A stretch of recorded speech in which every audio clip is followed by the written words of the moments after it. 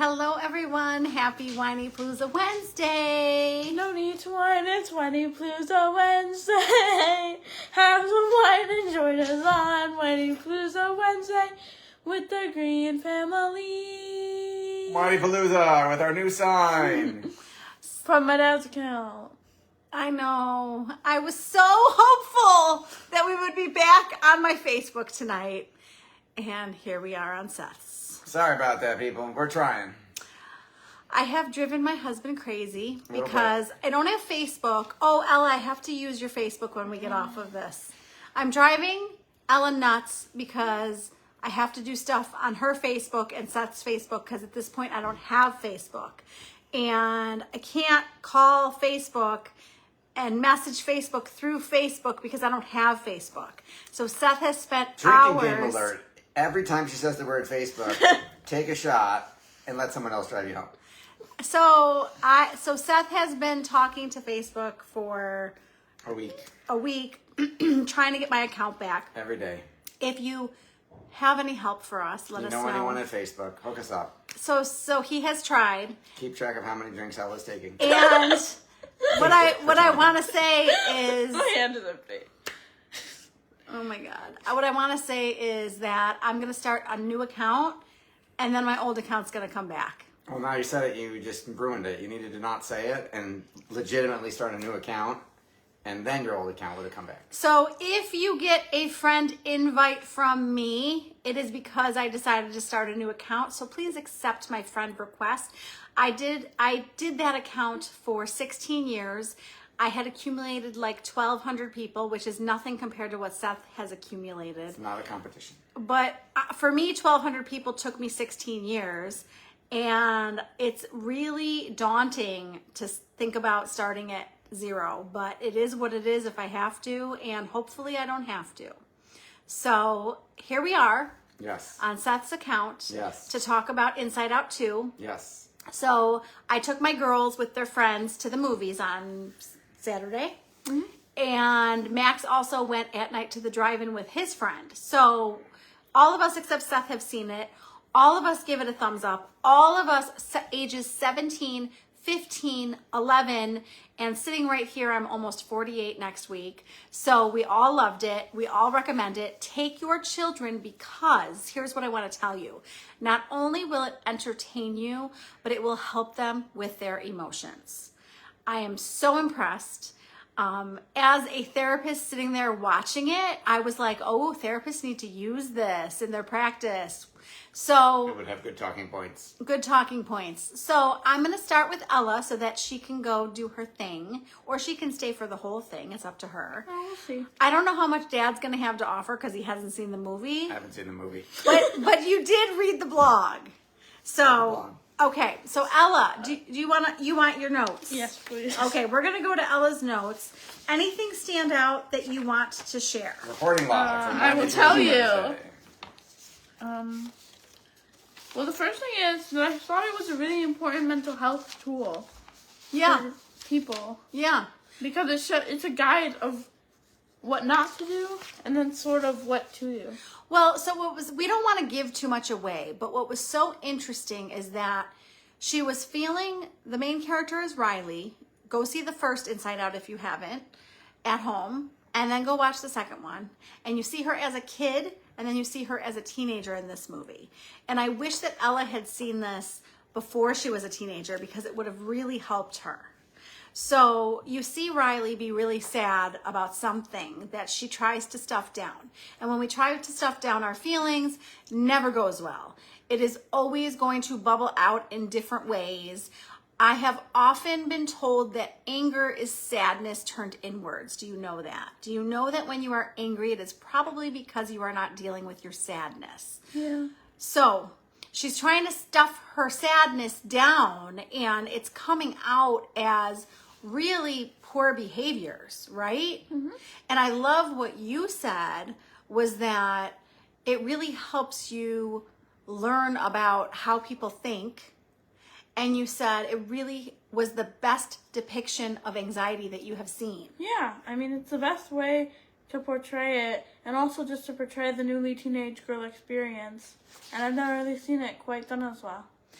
And you also were talking about how her perseverance, her determination turned into anxiety. Which is Which you can exactly what happened to me. You can totally relate. Do you want to tell them how you can relate? Not really.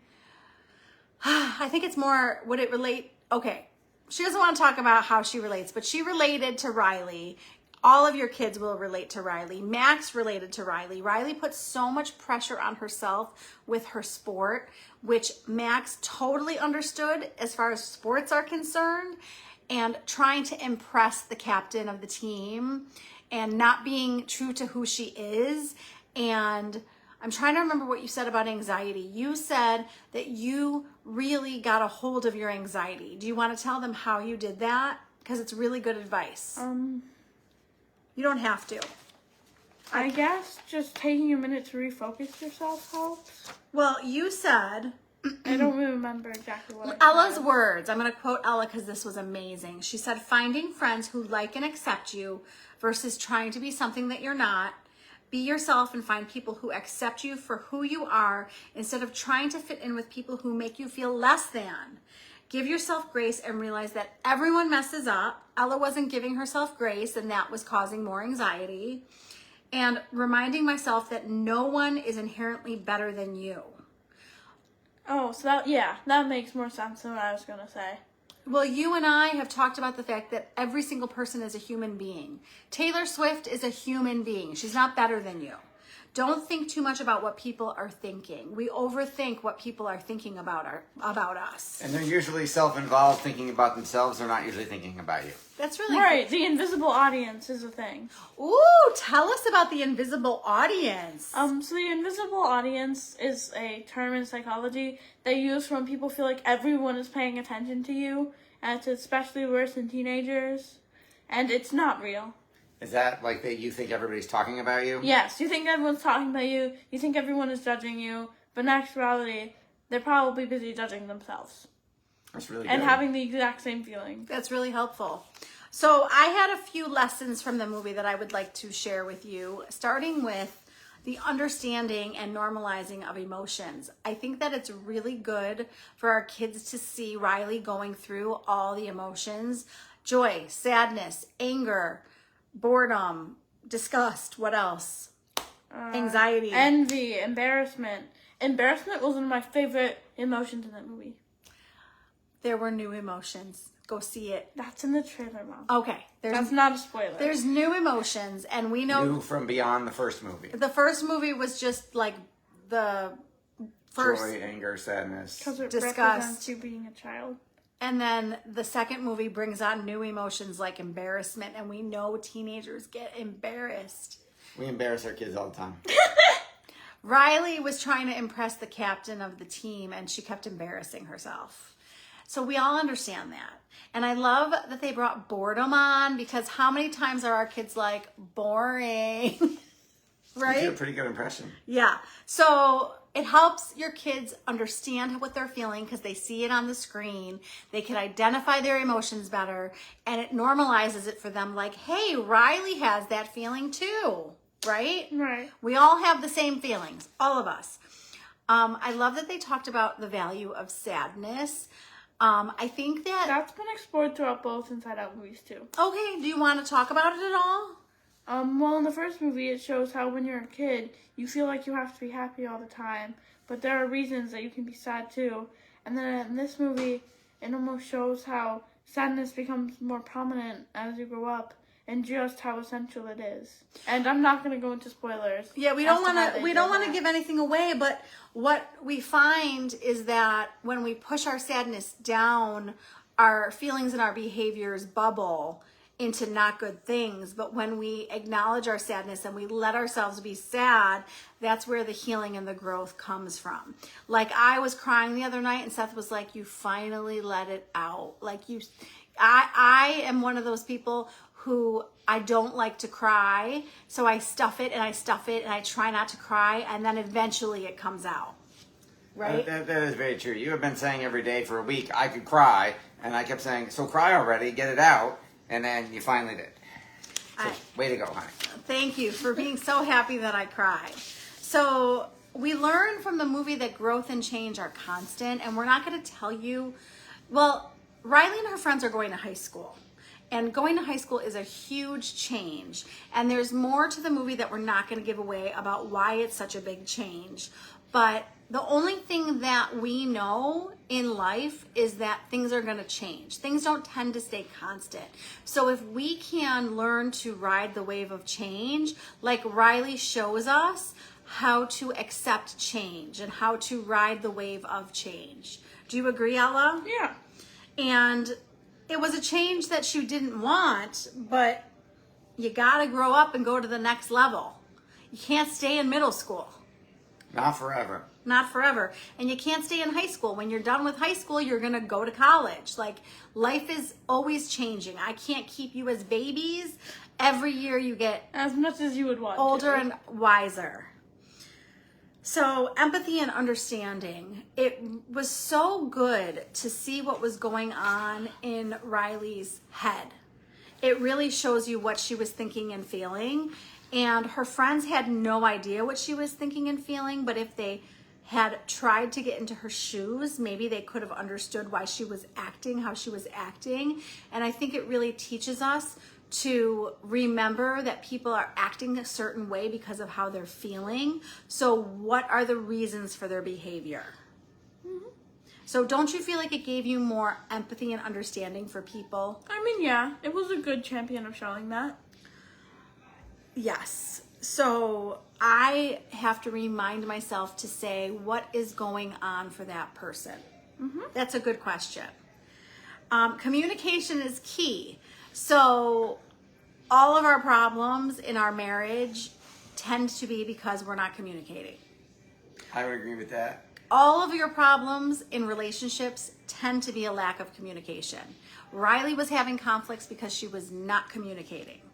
It also can be hard to communicate when you're feeling new emotions that you don't understand. And the movie showed that too. That was so good, Ella. So I think that what I forget and what Dad forgets is that sometimes I don't communicate because I don't know exactly how I feel yet to communicate. Right. I just know I'm having a lot of feelings and I don't really know how. Like, what I need to say to Seth, what really helps in our relationship is, I am not ignoring you. I just am thinking and finding words to try to communicate with you. Yes, if you could tell me that you're not giving me the silent treatment, that would be helpful. I do this thing. The silent treatment is so wrong. It's one of the four apocalypse from Four horsemen. Four apocalypse. Four horsemen of the marital apocalypse. Yes. It's one of the four horsemen of what you should not do in your marriage from Dr. Gottman, who is a marital expert. You should never give your spouse the silent treatment. And what I do is, if I get really upset, I shut down, and it really is not healthy. So I need to do things like, honey, I love you. I'm trying. I'm so upset. I don't know what to say. Can you give me, 30 minutes to process and look for words? And I would say, of course, I'd be happy to patiently wait if I only knew.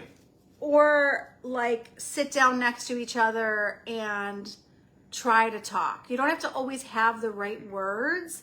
I think sometimes you just need to try. Like Seth will say to me, if you knew what to say, what would that be? Yes, I got that from Tony. So I think the bottom line is, when you're having a problem in a relationship, it's probably a lack of communication or a miscommunication. And when Riley blurted out how she was feeling to her friends, they got such a better understanding as to what was going on with her, and they were able to come closer together. Awesome.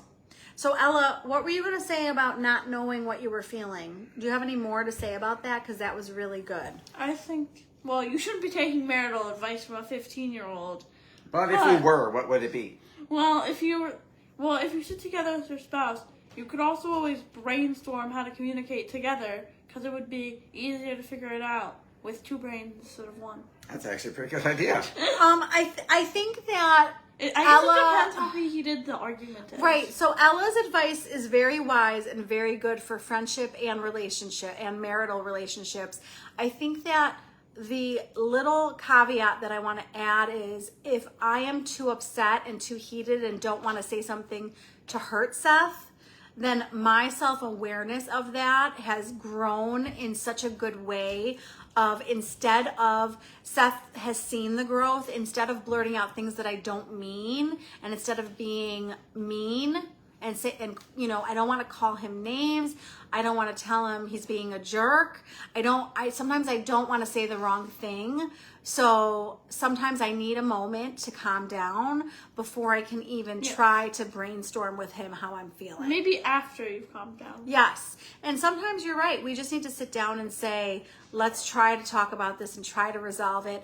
And I need to be honest and say, I don't always know what to say. It's okay. You don't have to know what to say. So try to communicate. And if your friends have hurt you, if your spouse has hurt you, tell them instead of trying to stuff it, because if you try to stuff it, it comes out in the wrong ways. Right, Max? Absolutely. Okay. Accept yourself, all of you. So Riley is such an amazing person. I mean, she has so many great qualities, and she was questioning herself so much during the movie, and every single teenage girl can relate to that. Right? Uh-huh. And I was like, oh, Riley, just love yourself. Just accept yourself. You don't have to try to be something that you're not. Every single one of us, not in my 40s, but yes, in my teens, every single one of us has tried to be something to fit in, tried to change myself to try to fit in, try to be something that I think people want me to be. We all relate to that, right? And instead of accepting herself and loving herself, all she was worried about was, I'm going to be, you know, one of the examples was music. Like, she doesn't have to like the music that the captain of the team likes. Just, what music do you like? And it's okay to like whatever music you like. You like Taylor Swift, own it. I like Britney Spears, own it. Right? Right. You have anything to say about that? Al? You also have to accept that you're not a perfect person, too. Yes. Well, I think that You have to accept that people are nuanced and gray. Yeah. I mean, the key to accepting yourself is accepting that you have strengths and weaknesses, and that you don't have to be perfect, and that you're going to make mistakes, and that, you know, people who are meant to be in your life are going to like you. Right? Mm-hmm. Amen. I think that Ella finding friends who she connects with and likes and accept her and love her for her have been one of the keys to her happiness. And right? Wouldn't you say? Yeah. And there was something else I wanted to ask you. Do you feel like you have learned to love all parts of yourself, or are you still learning? I'm still learning. I'm improving every day. What do you think that that's maturity? What do you think has helped with that? Probably maturity and time. I mean, I've only known myself for 15 years. Excellent point. I think that the key that I have found for myself in my 40s is deciding that I wanted to be my own best friend. And every time you talk to yourself, you say, would I tell that to my best friend? Excellent advice. I'm waiting for Ella's response to that. I don't really have one. Okay, well, any final takeaways from the movie? I think you said everything. Anything I missed out on? What about Seth? Anything that you picked up on that I didn't talk about? I haven't seen the movie, so you have sold me on wanting to see the movie. I want to rewatch it and actually analyze it. So I'm really frustrated with myself because I went into the movie and I didn't take I have a notepad on my phone. No, you shouldn't use your phone during a movie. I No, went 'cause then in, the screen would be on the whole. I went into the movie just expecting to be entertained. Like, I didn't think anything of it. Yeah, I always get concerned for Disney sequels. Well, the sequel blew the first one out of the water. In The your opinion. the sequel was better. So what I'm Metro.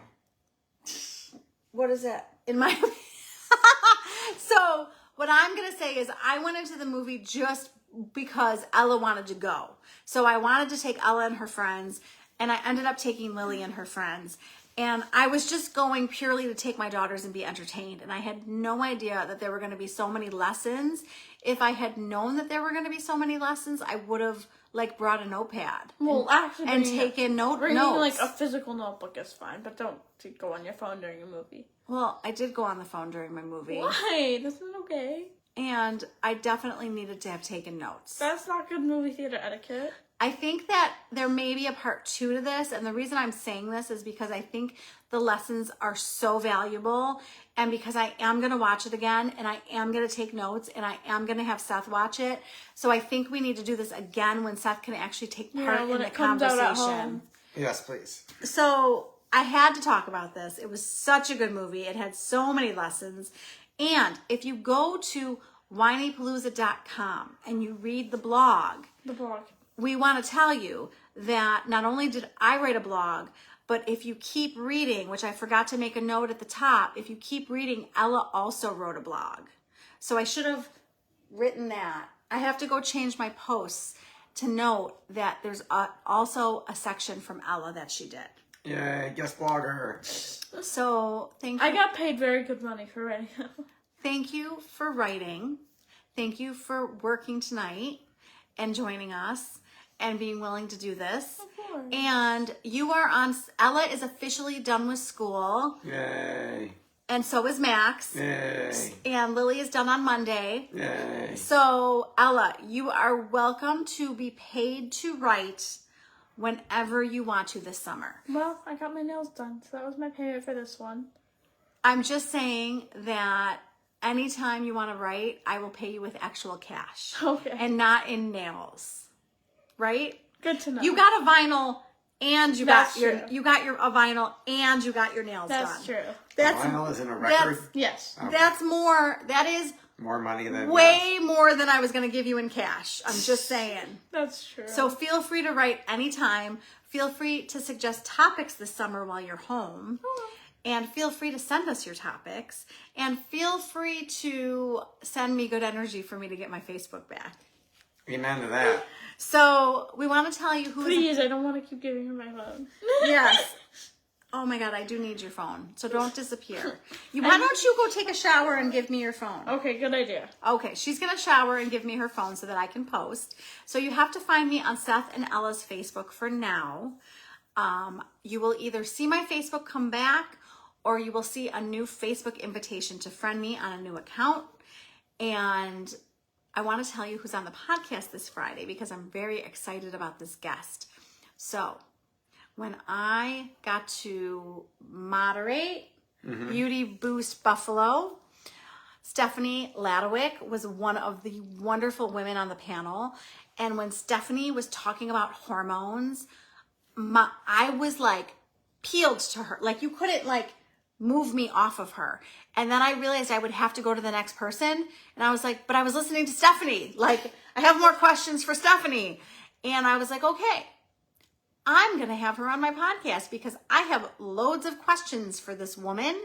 So I had her on. I asked her a lot of questions about hormonal health, emotional health, physical health. So tune in this Friday, the Whiny Palooza podcast, to listen to the wonderful Stephanie. You are going to love her. And the June challenge was awesome, but it disappeared with my account. So I will give someone a prize. I have not been able to do a June prize because You don't know who won. I have to figure out who won. So I'm really hoping that when my account comes back, all of my content comes back and I can give a prize. If that does not happen, I will pick someone that I remember that did the challenge and just give them a prize. I think I'm going to give away a prize on my birthday. Aww. My birthday is Tuesday, so come join us in the Whiny Palooza Mom group for my birthday challenge on Tuesday. And what else do I need to tell them? Let's go to Seth because he's good at this part. There he is. At whinypalooza.com, there's a link tree with links to everything. Go subscribe to the newsletter, which is free and awesome and multiple times a week of great content. And then please like, share, review, rate, and subscribe to everything. I can't do that. I mean, he's hired. He's just got to do the ending. Okay, well, we appreciate you finding us on That's great. Seth's. 4 years later, I'm hired. You're hired every day. Every day I hire you. Yeah. I So want some money. I'm making you a lot of I know money you are. with Being your help. funny. With your help, I'm making Being us funny. money. I know you're Okay. doing great. Okay, so thank you for finding us on Seth's account. Have a wonderful week. Ella, Thank you for watching Whiny Blues on Wednesday with the Green family. have a great week. I love you guys. Thank you for tuning in to the Whiny Palooza podcast. If you like what you heard, please be sure to subscribe so you never miss an episode. While you are there, leave a review. I love to hear your feedback. Thank you so much for listening. Until next time. This show has been produced by Market Domination, LLC. To discover how you can have your own show completely done for you and turn it into a real published book and become the authority in your marketplace, go to www.marketdominationllc.com/podcast offer. 49 faces looked to him in triumph. Over the last 12 months, they had each taken turns and promoted his business for a week at a time, driving over $987,342 in revenue. What if you had a network of 50 centers of influence who promoted your business every week for a year? Grab your copy of the #1 Amazon best-selling book, The Ultimate Guide to Growing Your Business with a Podcast, at 33% off the Amazon price by going to ultimatepodcastbook.com. Again, that website for 33% off the Amazon price is ultimatepodcastbook.com.